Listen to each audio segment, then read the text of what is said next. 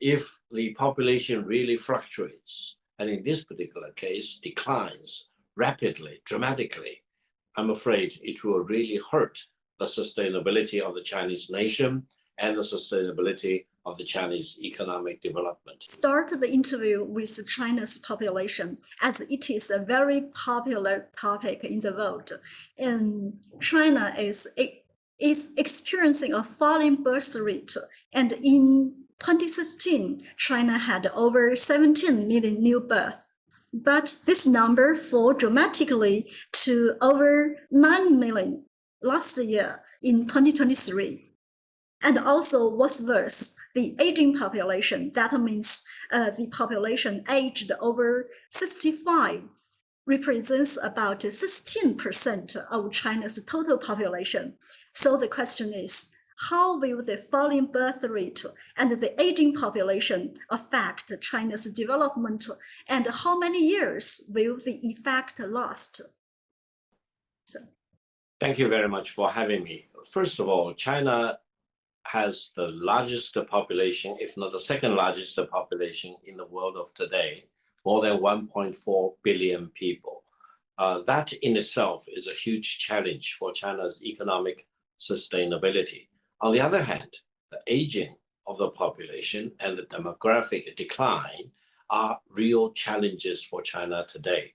I would say demographic changes for a large population like China's, first of all, it has several characteristics. One is that it's very long term.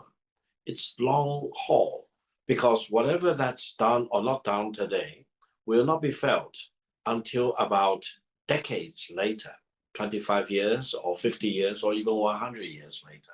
Secondly, for such important, profound demographic changes, many of these changes beyond the point of no return will be irreversible. That is, if things are needed today, but things are not done today, then after a point of no return, it will be almost impossible to do anything to reverse it. Therefore, I think China as a country need to really give very serious, profound, and long-term analysis of these demographic changes, because otherwise, whether the population will continue to decline and decline to such a point or beyond the point of no return, each of these scenarios will have profound consequences for China as an economy, as a nation, and as a society. I would say, if we look at the technological analysis of the demographic changes in China, then there are different scenarios. One is the more rapid aging of the population. That's a very serious toll for the economic development.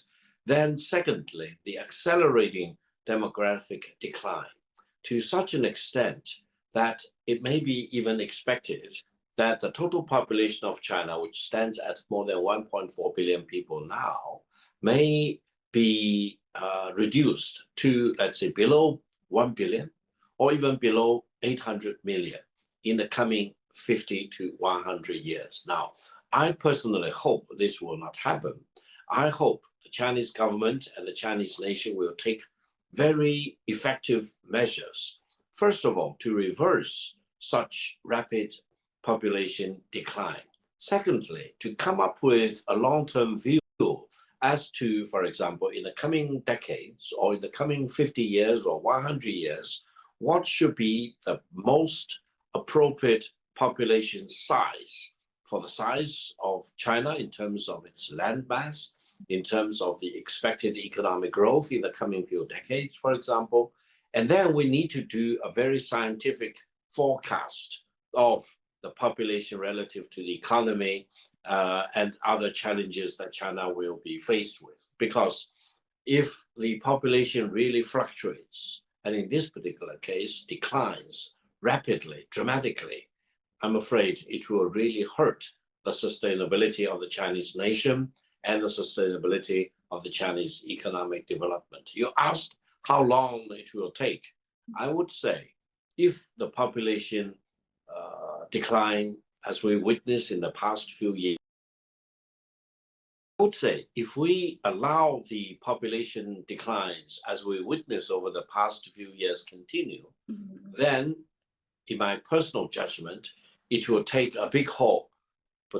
Then I'm afraid it will take a big toll on the Chinese economic development in the coming decades.